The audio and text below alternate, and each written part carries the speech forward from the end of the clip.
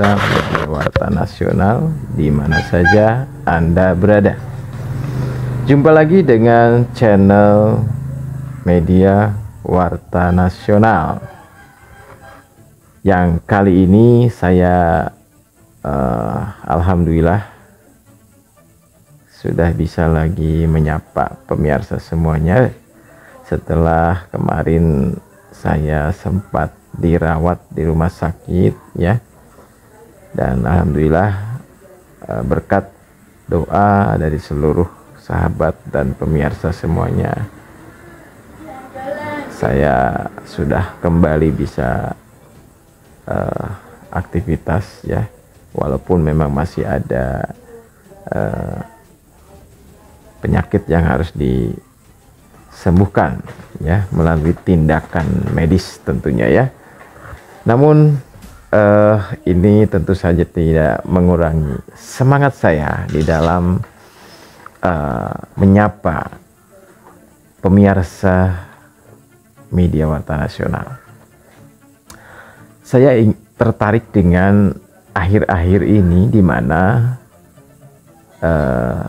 Profesor Mahfud MD ya, mantan Menko Polhukam dari pemerintahan Joko Widodo ya, sekarang kok kenceng banget ya. Hari ini dia sangat kenceng sekali mengkritik Presiden Jokowi. Padahal kemarin-kemarin sewaktu dia masih menjabat sebagai Menko Polhukam, bisa dikatakan dia puji habis ya Presiden Jokowi. Tapi setelah dia mencalonkan sebagai capres dan cawapres dari Ganjar ya saat itu 2024 kemarin ya, di kontestasi Pilpres dan kalah telak ya, kalah telak. Jadi Mahfud MD ini kalah telak. Suaranya jangankan di pulau lain ya, di kandang sendiri aja nih Banteng ini kalah gitu ya. Ini kok setelah kalah Pilpres, Mahfud terus-terusan menyerang Jokowi ya. Bahkan dia berani mengatakan bahwa Jokowi itu terus berupaya ya untuk memperpanjang masa jabatannya. Dia dengan sangat lantang katakan itu ya di podcastnya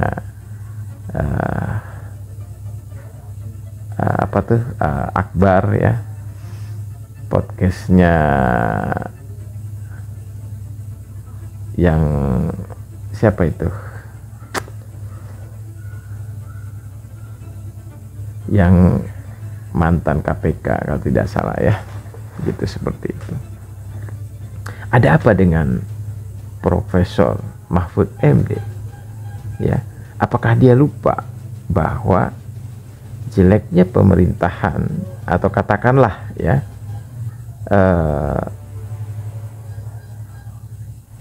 yang dia kritisi itu adalah mantan bosnya gitu ya? Apakah dia lupa hal seperti itu?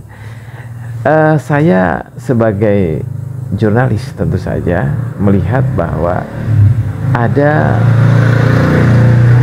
ketidakkonsistenan ya. Jadi ada sebuah sikap inkonsisten ya dari seorang Mahfud MD ya. Jadi saat menjabat, saat menjadi pembantu Jokowi ya, dia puji habis Jokowi ya. Bahkan dia siap menjadi katakanlah orang yang terdepan dalam membela majikannya, kan gitu ya. Namun setelah tidak lagi menjadi menteri, sekarang menyerang habis-habisan ya kebijakan-kebijakan Presiden Jokowi. Ini menurut saya inkonsisten, ya. Menurut saya itu sangat inkonsisten. Ya, seharusnya itu tidak dilakukan oleh seorang profesor, ya, pakar hukum tata negara. Seharusnya tidak dilakukan, ya. Berbeda sekali dengan Profesor Abdus Salam Rashidi Panji Gumilang, ya, keluar dari penjara, ya, justru berkeinginan untuk Indonesia 1000 tahun ke depan. Ini luar biasa. Padahal bisa dikatakan Abdus Salam Panji Gumilang ini masuk penjara karena dipersekusi oleh politisi. Ya, yang salah satunya bisa dikatakan Mahfud MD itulah yang mempersekusi Abdus Salam Panji Gumilang, ya, yang tanpa data, ya kan, tanpa fakta, tanpa hasil penyelidikan yang akurat, ya, mengatakan bahwa memang Abdus Salam Panji Gumilang ini, ya, harus diproses hukum, ya kan. Ini kan adalah framing yang pertama kali dikeluarkan oleh seorang Mahfud MD berdasarkan laporannya si Gubernur Jawa Barat, yaitu Ridwan Kamil, ya. Nah, saya melihat, ya, apakah framing Mahfud MD kepada Panji Gumilang saat itu ada kepentingan elektoral, ada kepentingan politik, ya, mungkin ingin mengejar sebuah popularitas politik, ya, sehingga Mahfud MD melakukan hal seperti itu. Namun rupanya perhitungan Mahfud MD salah besar, ya. Dia kalah dalam pertarungan pilpres, kalahnya kalah telak, ya, kalah telak. Nah, hari ini Ridwan Kamil juga menuai, ya, menuai panah pasopatinya Panji Gumilang, ya. Karena Ridwan Kamil, ya, hari ini sedang bertarung di pemilihan kepala daerah di Jakarta. Dan hari ini Ridwan Kamil bisa dikatakan mendapatkan penolakan yang sangat keras dari warga Jakarta. Nah, terkait cuitannya di Twitter tahun 2011 yang mengatakan, wah, orang Jakarta itu songong, orang Jakarta itu kumel, orang Jakarta itu hedon, ya kan, gitu. Ya pokoknya dia menghina warga Jakarta di tahun 2011. Nah, ini diungkit kembali, ya, oleh aktivis-aktivis yang ada di Jakarta, yang akhirnya itu merugikan popularitasnya Ridwan Kamil sebagai calon gubernur, ya. Kembali kepada Mahfud MD. Dalam pandangan saya sebagai jurnalis, apa yang dilakukan oleh Mahfud MD ya sah-sah saja sih, ya, sebagai warga negara, karena dia juga memposisikan diri sebagai warga negara, ya, yang ingin negaranya kan seperti itu, ya, menjadi negara yang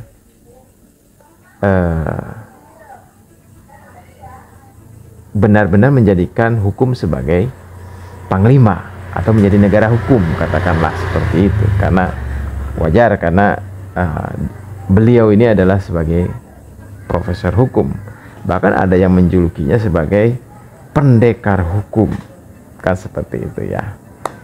Tapi kok rasa-rasanya gitu ya, ini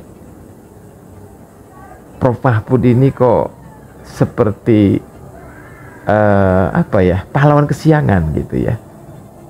Sebaiknya jika dia gentleman dan memiliki, ya katakanlah nothing tulus dalam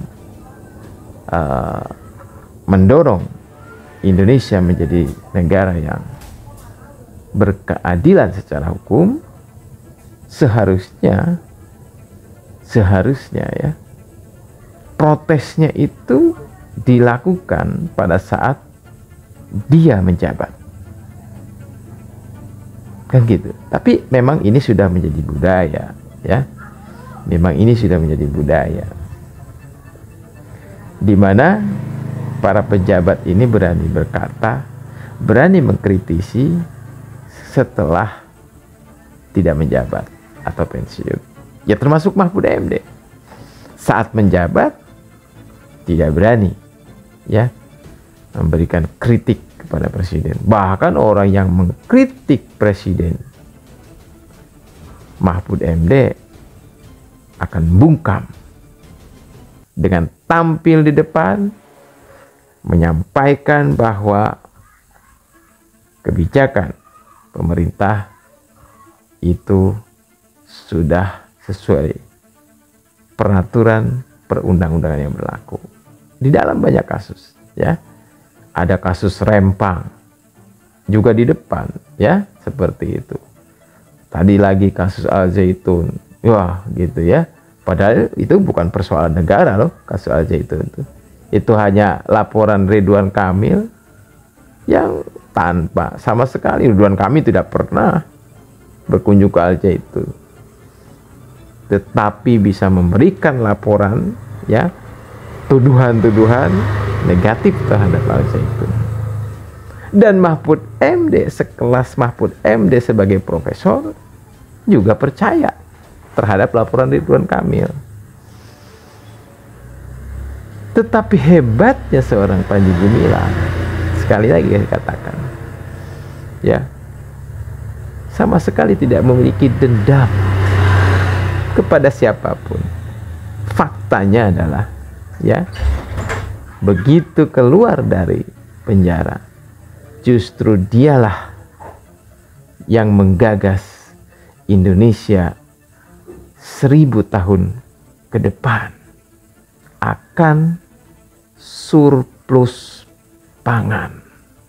Luar biasa ya, sungguh negarawan. Itulah negarawan sejati, tidak pernah menyimpan dendam kepada siapapun ya. Nah, kalau melihat dari pernyataan-pernyataan Mahfud MD, ini kok rasa-rasanya seperti ada menyimpan rasa ya, menyimpan rasa yang tidak enak terhadap Jokowi ya, seolah-olah ingin membalas sebuah rasa yang tidak enak tadi gitu ya. Jadi dilihat dari sudut kenegarawanannya, ini kurang elok ya, kurang elok. Seharusnya pada saat menjabatlah kritik itu dilayangkan, sekalipun ya, sekalipun harus kehilangan jabatan. Itulah ya, ketika memang kritik ini dilakukan secara katakanlah tulus untuk perbaikan negara Indonesia ini, seharusnya tidak ada rasa takut kehilangan jabatan. Bukankah seperti itu seharusnya ya kita berbuat ya? Tetapi bagaimanapun juga kita lihat ya, mari kita lihat bagaimana ending daripada perjalanan seorang Mahfud MD, ya. Apakah perjuangannya itu hanya akan disampaikan melalui podcast-podcast saja, atau Mahfud MD akan mengambil langkah politik dengan masuk ke partai politik, misalnya menjadi salah satu pengurus partai, kemudian dari bersama partai politiknya itulah melakukan perlawanan yang lebih sengit lagi pada Jokowi. Tapi itu tidak mungkin juga ya, karena Jokowi 20 Oktober 2024 juga sudah bukan lagi Presiden Republik Indonesia, ya, melainkan sudah digantikan oleh Prabowo Subianto sebagai Presiden Republik Indonesia. Demikian sedikit analisa dari saya. Semoga bangsa Indonesia jaya, jaya, jaya.